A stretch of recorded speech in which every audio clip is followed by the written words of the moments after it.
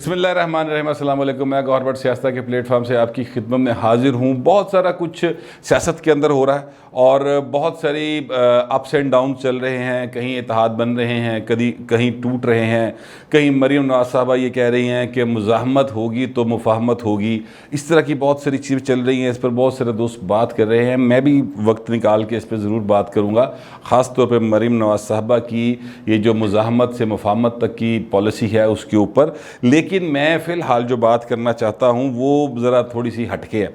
اور وہ یہ ہے کہ وزیر اعظم پاکستان کی جو بیگم صاحبہ ہے، موجودہ بیگم صاحبہ، وہ بشرا عمران صاحبہ، انہوں نے ایک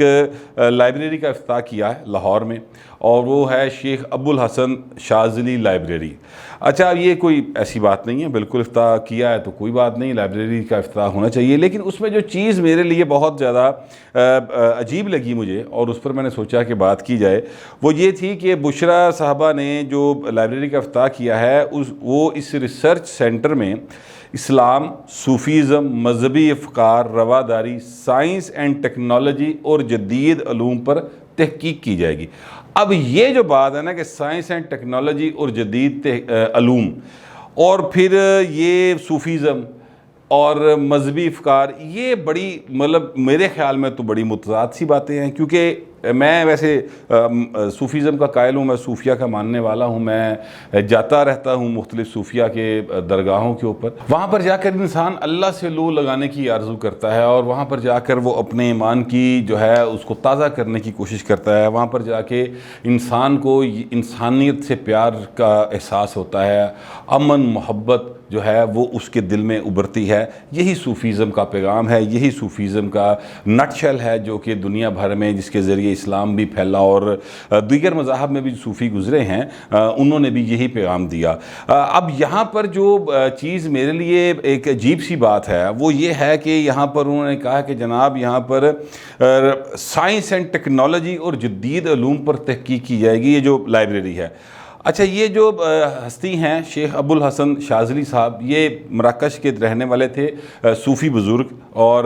ان کا انتقال پھر جا کے مصر میں ہوا۔ یہ کو 12ویں-13ویں صدی کے بزرگ تھے۔ بہرحال ان کا بڑا مقام ہے، میں جو ہے ان کے لیے بڑا احترام ہے میرے دل میں۔ لیکن میں صرف یہ کہنا چاہتا ہوں کہ دیکھیں، سائنس اینڈ ٹیکنالوجی کا مطلب یہ ہے کہ وہ آپ ایکچولی جو پہلے سے موجود متس ہوتی ہیں اس کو آپ رد کر کے اور نئی تحقیق کے ساتھ سائنسی بنیادوں کے اوپر کوئی نئی چیز ایجاد کرتے ہیں۔ جبکہ یہ جو صوفیزم ہوتا ہے یہ میٹا فزکس ہے، یہ فزکس نہیں ہے، یہ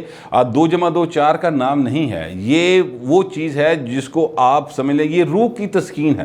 یہ روح سے متعلق ہے انسان کے، یہ انسان کے ایمان سے متعلق ہے۔ اور ابھی تک تو انسان بہرحال اس جگہ تک نہیں پہنچ سکا کہ وہ روح کو سائنسی بنیاد کے اوپر ثابت کر سکے، فزکس کا حصہ قرار دے سکے۔ روح جو ہے وہ ہمارے اندر ہے، اور وہ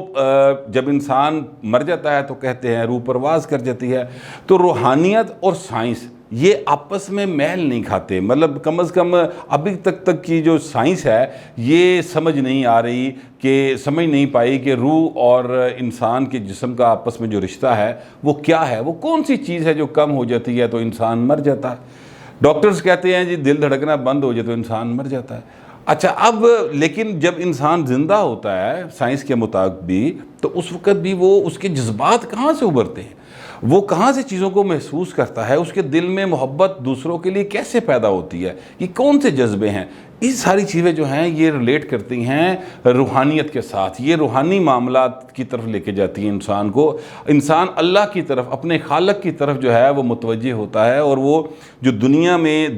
اللہ تعالیٰ نے بنائی ہے، بہت خوبصورت دنیا ظاہر ہے بنائی ہے، تو اس کی وہاں پر بسنے والے انسانوں کے ساتھ وہ پیار کرتا ہے، یہ ہے وہ چیز۔ جبکہ سائنس اینڈ ٹیکنالوجی جو ہے وہ 2+2=4 کا کھیل ہے، اس میں آپ کے جذبات کے میٹر نہیں کرتے، آپ سیدھا سیدھا ایک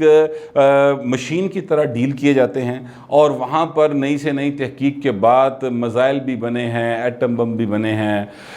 جو ہیلتھ کے ریلیٹڈ چیزیں ہیں وہ بھی بنی ہیں، جو انسان نے ترقی کی ہے، انجینئرنگ کی ہے، یہ ساری سائنس سے ریلیٹڈ ہے۔ دنیا میں آج جتنی ترقی موجود ہے، انسان مریخ تک پر سفر کرنے کے بارے میں سوچ رہا ہے، اور کہتے ہیں کہ مریخ تک وہ رپورٹ تک وہ پہنچا بھی دیتا ہے، یہ سب سائنس کی بدولت ممکن ہوا ہے۔ تو یہ جو ساری باتیں ہیں یہ بالکل الگ ہیں، لیکن اب جو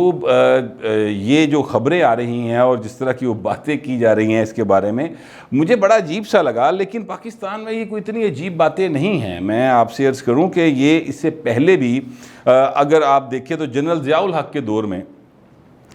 کہا جاتا ہے کہ جناب چونکہ کالا باغ ڈیم ایک بہت بڑا ایشو تھا، اور کالا باغ ڈیم کو بنانا نہ بنانا آج بھی وہ بہت بڑا ایشو ہے۔ جو ہمارے سندھ کے رہنے والے بھائی ہیں وہ کالا باغ ڈیم کے اوپر ایک دم غصے میں آ جاتے ہیں، اور جو اسی طرح KPK کے لوگ ہیں وہ بھی غصے میں آ جاتے ہیں۔ بہرحال کالا باغ ڈیم کے حوالے سے تھا اور دیگر ڈیمز کے حوالے تھا، بجلی جو ہے وہ تب پاکستان میں بہت کم ہوتی تھی،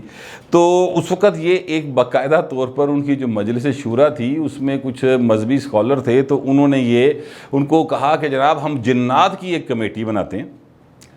اور ان کے ذریعے ہم ڈیم بنا لیتے ہیں، ہم جنات کو قابو کریں گے، ان سے کہیں گے ڈیم بنا دے تو راتوں رات ڈیم بن جائیں گے۔ اور کہا جاتا ہے کہ باقاعدہ طور پر جنرل ضیاء صاحب نے اس کام کے لیے وہ کمیٹی بنا بھی دی، اور کچھ فنڈز بھی جو ہیں اس کام کے لیے مختص کر دیے گئے۔ اچھا، نہ ظاہر جن پھڑے جانے سن تے نہ وہ ڈیم بننا سی۔ اب میں اگر یہ کہوں کہ جنرل ضیاء صاحب کو اس بات کا علم نہیں تھا تو یہ میرا خیال ہے بیوقوفی ہوگی۔ جنرل ضیاء بہت زیادہ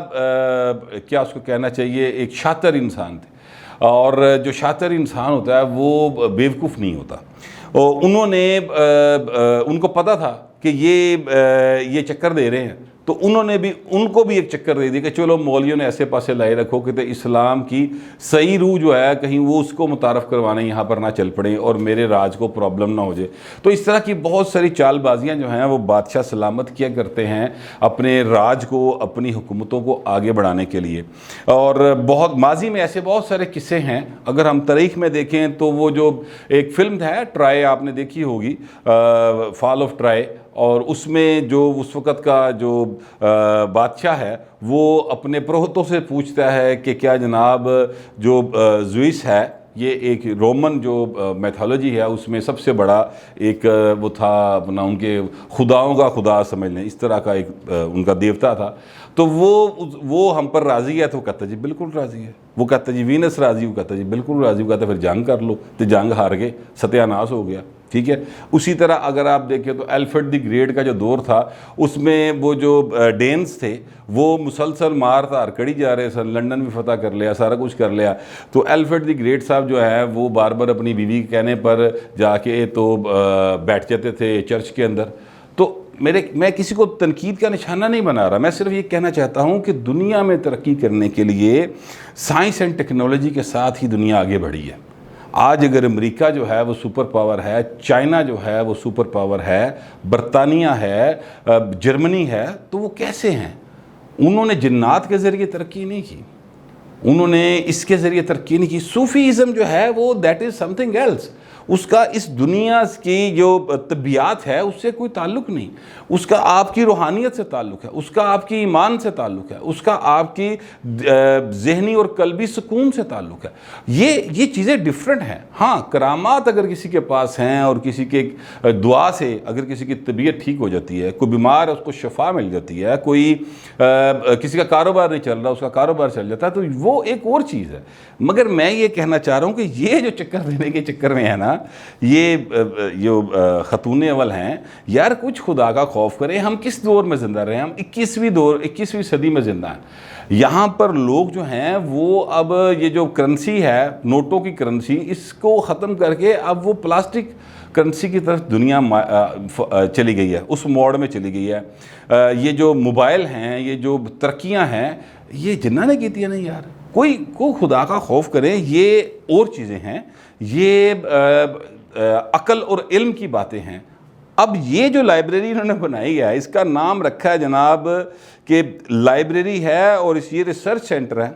اسلام، صوفیزم، مذہبی افکار، رواداری، اس حد تک تو بات بالکل درست ہے، بالکل اس پہ ریسرچ ہونی چاہیے صوفیزم کے اوپر، اور جو اس سے متعلقہ، جو اس میں دلچسپی رکھنے والے لوگ ہیں وہ وہاں پر جائیں اور وہاں پر جا کر پڑھیں، صوفیہ کرام کے بارے میں جانیں تاکہ ان کے دل میں محبت پیدا ہو. ٹھیک ہے، یہ بات ٹھیک ہے، جو ایک مذہبی طبقہ اس طرف راغب ہے اس کے لیے کوئی جگہ ہونی چاہیے، وہاں پر جائیں. لیکن اس کے آگے جو سائنس اینڈ ٹیکنالوجی ہے، یہ بات بڑی عجیب و غریب ہے کہ بھائی سائنس اینڈ ٹیکنالوجی نہ کی تعلق. بہرحال یہ تو میری نظر میں بڑا ایک سمجھ لیں کہ مذاق ہے، اور یہ شاید سمجھ رہے ہیں کہ پاکستان کے جو عوام ہیں وہ ابھی تک 15ویں صدی میں یا 13ویں صدی میں زندہ ہیں، کیونکہ یہ تو اس بات کو تو 19ویں صدی میں بھی لوگ تسلیم نہیں کرتے تھے.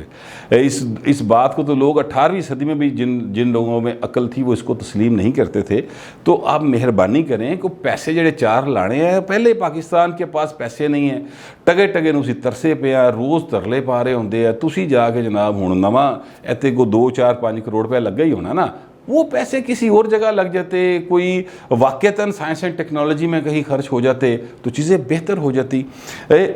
جو خاتون اول صاحبہ ہیں ان کا آئینی اور قانونی طور پہ کوئی حق نہیں ہے. یہ میں صرف بشرا بیگم کی بات نہیں کر رہا، میں اوورآل جتنی بھی ماضی میں خاتون اول یا مرد اول گزرے ہیں ان کا کوئی تعلق واسطہ نہیں ہوتا آئینی قانونی طور پہ. وہ بالکل اس بات کے حقدار نہیں ہوتے کہ ان کی خواہش کے اوپر کوئی انسٹیٹیوٹ قائم کیا جائے اور ان کی وہ جا کے کسی جگہ پہ افتتاح کریں. ہاں پھلاں دی نمائش کا افتتاح کرنا تو بے شک چلے جاؤ، ٹھیک ہے. اور یہ جو آئینی اور قانونی طور پر جو ہمارا وزیر اعظم ہوتا ہے یا وزیر اعظم ہوتی ہیں جیسے بے نظیر رہیں، ان کے ہسبینڈ یا وزیر اعظم کی جو بیگم صاحبہ ہوتی ہیں ان کے پاس اپنے علاج معالجے کے لیے اگر ٹریول کرنا ہے کہیں تو اس کے لیے ٹکٹس فری، اس طرح کے چھوٹے موٹے فوائد جو ہیں وہ ان کو قانونی طور پر اس کو الاؤ ہے. لیکن وہ جا کے سرکاری سطح کے اوپر پیسے سرکار کے ٹیکس پیئر کے تاڈا میرا پیسہ لگا ہوا ہے، ان کی خواہش کے اوپر کچھ چیزیں بنائی جائیں اور پھر وہ جا کے اس کا افتتاح کریں اور پھر اس کی تشہیر کی جائے. خان صاحب کے جو اپنے افکار تھے جب وہ تھے اپنا اپوزیشن میں، تو اس وقت کے افکار سے بالکل متصاد یہ باتیں ہو رہی ہیں. مجھے یاد ہے کہ نواز شریف صاحب کے دور میں ایک پروگرام بنا تھا جس میں نوجوان جو بے روزگار تھے ان کو روزگار دینے کے لیے ایک پروگرام تھا جس میں وہ شاید کوئی 50 لاکھ روپے تک پیسے دیتے تھے کہ آپ قرضہ لیں اور اپنا کاروبار شروع کریں. میاں محمد نواز شریف صاحب نے اس اسکیم کا افتتاح کیا تھا اور اس کی چیئرپرسن جو بنایا تھا وہ مریم نواز صاحبہ کو بنایا تھا. اس پر اس وقت کی اپوزیشن خان صاحب نے بہت زیادہ رلا پایا، بہت زیادہ کھپ ڈالی اور پھر ایک پٹیشن دائر ہوئی. اس پٹیشن کے نتیجے میں مریم نواز صاحبہ کو وہ چیئر پرسن شپ چھوڑنی پڑی، کیونکہ اس میں یہ کہا گیا تھا کہ جناب یہ کس طرح سے بن سکتی ہیں، صرف اس لیے کہ یہ پرائم منسٹر کی چونکہ بیٹی ہیں اس لیے بنا دیا گیا، ان کی کیا کوالیفیکیشن ہے. تو اب یہاں پر یہ جو کروڑوں روپے لگ رہے ہیں پائے نا، انہوں کی کوالیفیکیشن ہے، ذرا اس کے بارے میں کوئی مجھے بتانا پسند کرے گا؟ پاکستان کے عوام کو بتا دیں چلے آئی ایم نو باڈی، لیکن ٹیکس تو میں بھی دیتا ہوں، مگر چلیں یہ جو 22 کروڑ عوام ہیں ان کو بتا دیں، کوئی جواب دے دے کہ مہربانی کرے کہ یہ بتا دے کہ یہ کس حساب میں خاتون اول صاحبہ سرکاری جہاز پہ آگے سرکاری خرچے کے اوپر اپنی خواہش کے اوپر یہ سلسلہ کیا. یہ تو بادشاہوں کے دور میں ہوتا تھا، جب خلافت کا دور تھا، جب آپ سمجھ لیں کہ وہ خلافت عثمانیہ میں آپ نے دیکھا ہوگا وہ میرا سلطان اور اس طرح کے جو ڈرامے تھے، تو اس میں انہوں نے بتایا ہے کہ وہ شاہ سلمان جو تھا اس کی بیگم صاحبہ وہ بڑی مشہور ایک خاتون گزری ہیں، تو انہوں نے ایک مسجد بنوائی تھی، ٹھیک ہے. تو وہ دور اور تھا. اس دور میں ظاہر ہے کہ جو سرکار تھی وہ جو اپنے شہری تھے ان کو شہری نہیں سمجھتی تھی، سبجیکٹ سمجھتی تھی کہ وہ ان کے غلام تھے سارے کے سارے، وہ قبضہ کر کے بیٹھے ہوئے تھے. اور وہ اب دور ہی یہ تھا، یہ نہیں کہ صرف خلافت عثمانیہ میں قبضہ تھا، پوری دنیا میں جو طاقتور تھا وہ قابض ہوتا تھا، ٹھیک ہے. پھر بائی دا ٹائم چیزیں چینج ہوئیں، لوگوں نے ڈیموکریسی کی طرف رخ کیا اور پھر چیزیں پچھلی صدی کے اندر اتنی زیادہ چینج ہوئیں کہ اب جو ممالک ڈیموکریٹ نہیں ہیں، جن میں ڈیموکریسی نہیں ہے، جس میں انسانی حقوق کی پاسداری نہیں ہے، جس میں جہاں پر لوگوں کو بولنے کی آزادی نہیں ہے، جہاں پر ٹیکس دینے والے کی سیکیورٹی نہیں ہے، وہاں پر دنیا بہت ساری پابندیاں لگا رہی ہے، بہت ساری چیزیں جو ہیں وہ پھر تجارت نہیں کرتے، اور بہت سارے اس طرح کی باتیں ہیں جو دنیا میں پھر ان ممالک کے اوپر مسائل پیدا ہوتے ہیں۔ تو یہ لیکن ہمارے جو حکمران ہیں، اب افسوس کا مقام یہ ہے کہ عمران خان صاحب آکسفورڈ سے پڑھے ہوئے ہیں، پاویں سپورٹ سے کوٹے تے گیا یار، آکسفورڈ تو گیا نا، تو وہاں سے پڑھے ہوئے ہیں، اور ان کے دور میں یہ ہو رہا ہے جو میں نے آپ کی خدمت میں پیش کیا ہے۔ اللہ جانے کون بشر ہے، پتہ نہیں اب یہ بات کہاں جا کے رکے گی کہ ہمارا ملک جو ہے وہ اب صوفیزم کے ذریعے سائنس اینڈ ٹیکنالوجی میں جانے کی کوشش کر رہا ہے، یا سائنس اینڈ ٹیکنالوجی کو صوفیزم کے میں گھسانے کی کوشش کر رہا ہے۔ میری سمجھ میں تو کچھ نہیں آ رہا، اگر آپ کی سمجھ میں کچھ آ جائے تو ضرور مجھے آگاہ کر دیجیے گا۔ فی الوقت اتنا ہی، ملتے ہیں اگلے ویلاگ۔